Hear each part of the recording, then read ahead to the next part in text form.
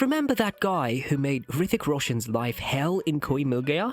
The villain who delivered the now legendary line in Jani Dushman, sabki izzat karenge to lutenge kiski. A dialogue so problematic but delivered so casually that it became the ultimate Bollywood meme.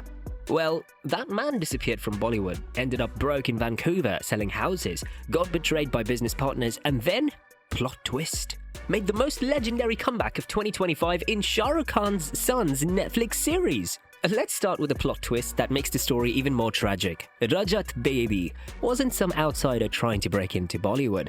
This man is Bollywood bloodline. His grandfather, Rajinder Singh Bedi, the legendary Urdu writer who penned classics like Madhumati, Abhiman and Satyakam. We're talking about a Padma Shri awardee whose stories literally defined an era of Indian cinema. His father, Narendra Bedi, directed super hits like Jawani Diwani with Randhir Kapoor and Benam with Amitabh Bachchan. The Bedi family wasn't just in the film industry, they were big in the film industry. Rajat's sister, Ila Bedi Datta, co-wrote Agnipat and now works with Sanjay Leela Bhansali on Love and War. This is a family where cinema runs in the blood. But here's where destiny played cruel. Rajat's father died at the age of just 45. In his own words, "I lost my father when he was just 45. I really miss having a father in my life. Me, my brother and sister grew up with a lot of struggles. No godfather, no industry backing. Just a legendary surname and absolutely nobody to open doors." 1994, Rajat wins the first ever Glad Rags Manhunt contest and becomes Mr. India. Back then, beauty pageants were the golden ticket to Bollywood. He represented India internationally, finished as 4th runner-up at Manhunt International, and had the looks, the physique and the pedigree. The dream seemed inevitable, but plot twist. His debut film 2001, 2001 and 1998 bombed harder than a Tushar Kapoor solo movie. Despite coming from film royalty and winning beauty contests, Rajat found himself doing supporting roles, playing the villain's henchman, and slowly realizing that without a godfather, talent only gets you so far in Bollywood. He worked as Shahrukh Khan's body double in Karan Arjun, spent 2 years as an assistant director on Zamana Deewana, and basically paid his dues the hard way. But here's the kicker. All that struggle was about to pay off in 2003 with one role that would define his career and, ultimately, destroy it. 2003, Koi Mil Gaya releases, and Rajat Bedi as Raj Saxena becomes the villain India loves to hate. This wasn't just any antagonist role, this was Hrithik Roshan's revival vehicle after a string of poor results in 2002, Rakesh Roshan's sci-fi gamble, and the film that would redefine Bollywood VFX. And Rajat? He was solid.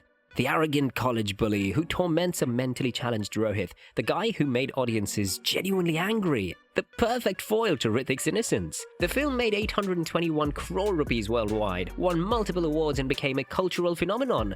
Rajat's performance was praised by critics. Finally, his breakthrough moment had arrived. Or so he thought. Here's where the Bollywood betrayal begins. There were so many more important scenes Rajat shot with Hrithik and Preeti Zinta, the ones that would have given his character depth and screen time. Yeah, they were chopped, cut, deleted, gone, in his own words. At the Khajuraho International Film Festival, Rajat revealed, Koi Mil Gaya became this blockbuster film, and it was publicized with Hrithik Roshan, Preeti Zinta and Rakesh Roshan. I was left out in the publicity, but till today people recognize me, love me for that role. But wait, it gets worse. The film's entire promotional campaign, posters, trailers, press junkets, TV appearances, completely ignored Rajat. It was like he didn't exist. The third most important character in the film, the antagonist who drove half the plot, was treated like an extra. Why? Because when you're up against Roshan family power and you have no godfather, you get sidelined. Simple as that. And here's the really messed up part. Rajat admits the film's success did nothing for his career. Despite everyone recognizing him as Raj Saxena, despite the film being a blockbuster, he got zero leverage from it. No big film offers, no roles, nothing.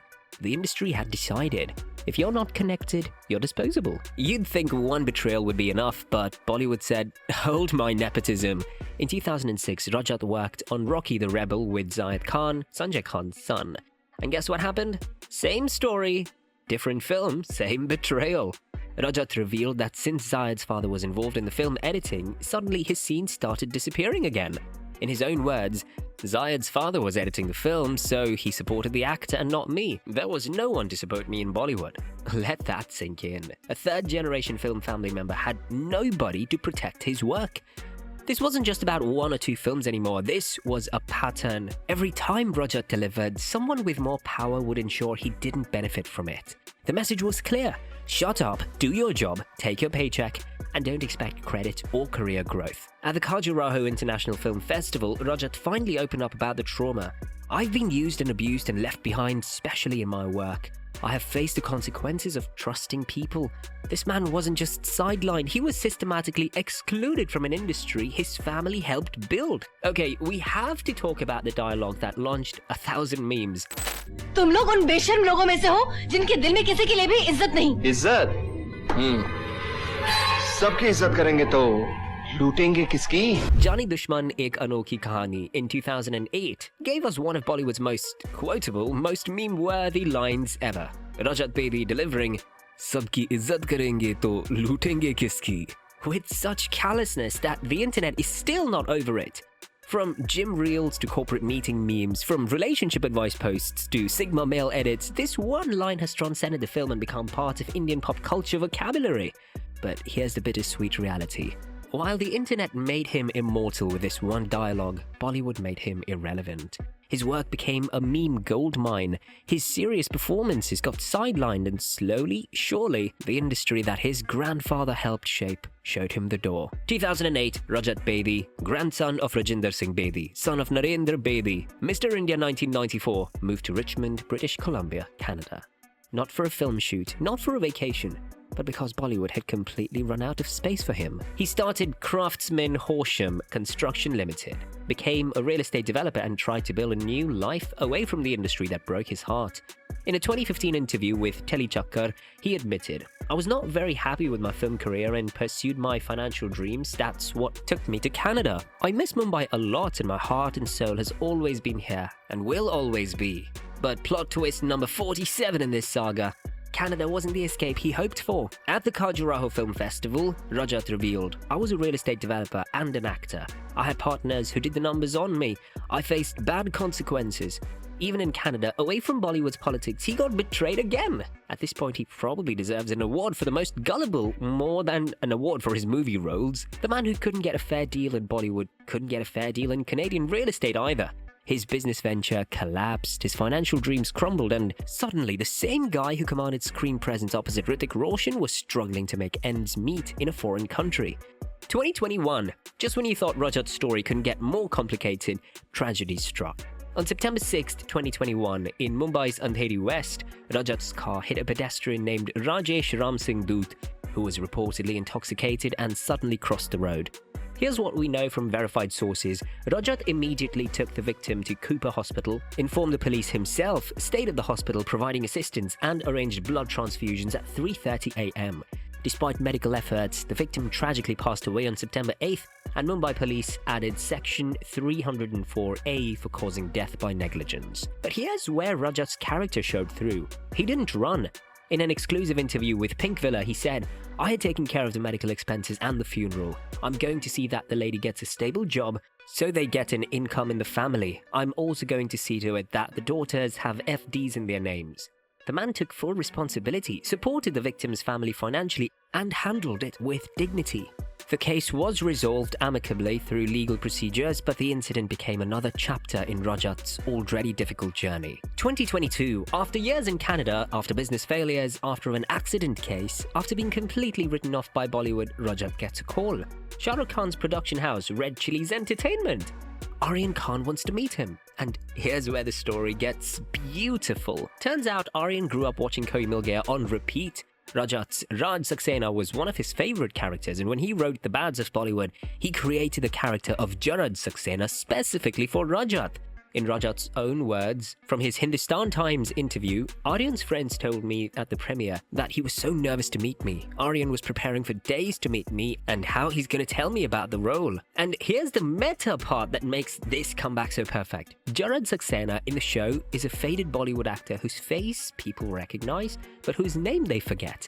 An actor trapped in a restrictive contract, an actor sidelined by the industry despite his talent. Sound familiar? Aryan literally wrote Rajat's real life into the show. But Rajat wasn't about to repeat past mistakes. Before signing, he put forward a request to Aryan. I told him, I started my career with your father. My son will start his career with you. This man learned from his 16 years of betrayal. Protect the next generation. Secure opportunities for your kids. Don't just accept whatever the industry offers. And then came the scene that blurred the line between real life and real life. In episode 5 of The Bads of Bollywood, Janat Saxena looks directly at the camera and says, there is a difference between getting defeated and accepting defeat. Simple words, powerful delivery. And fans knew this wasn't acting. This was Rajat Bedi telling his own story. Social media exploded. One viral tweet said, in this scene, Rajat Bedi was not acting, he was living his truth. Another said, this man got betrayed by Bollywood, exiled to Canada, lost everything and still came back. Respect. The scene became a motivational moment, a meme and a middle finger to everyone who tried to keep him down. Because that's the thing about Rajat Bedi's story. He got defeated by the industry, he got sidelined by the Roshans, betrayed by business partners and forgotten by Bollywood, but he never accepted defeat. He kept working, kept struggling, kept believing.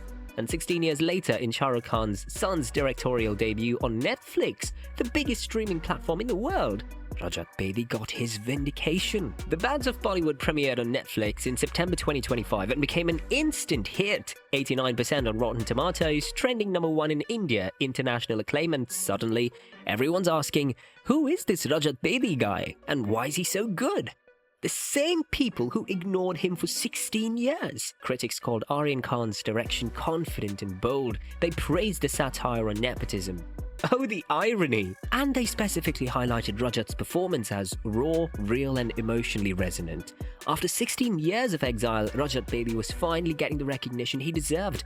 Not from Bollywood insiders, but from audiences worldwide on Netflix. And Season 2 is confirmed with Rajat returning. His 22-year-old son is preparing to debut as an actor. That request he put to Aryan already paying off. His daughter Vera went viral at the premiere with comparisons to a young Kareena Kapoor Khan. The Bedi family legacy isn't just surviving, it's about to thrive again. Bollywood will chew you up and spit you out the moment you're not useful, regardless of your talent or your legacy. The star kids will get preferential editing. The industry will forget you existed, but here's the thing. Defeat is temporary if you refuse to accept it. Rajat got sidelined in 2003, exiled in 2008, betrayed in business, faced legal troubles in 2021, and still made a comeback in 2025 that has everyone talking. Not because the industry changed, but because he didn't give up. And the platform for his vindication, Netflix. Because sometimes the industry that rejects you isn't the only platform available anymore. OTT changed the game, and those sidelined from mainstream movies like Rajat finally have spaces where talent matters more than connections. If you enjoyed this deep dive into Bollywood's most inspiring comeback stories, smash that like button and subscribe to CelebrAsian. More stars, more stories, one Asia. Because we bring you the real stories behind the glamour, the struggles, the betrayals, and yes, the sabki izzat karenge to lutenge kiski memes. And remember, in Bollywood, just like in real life, getting defeated is inevitable, but accepting defeat, that's optional. Until next time.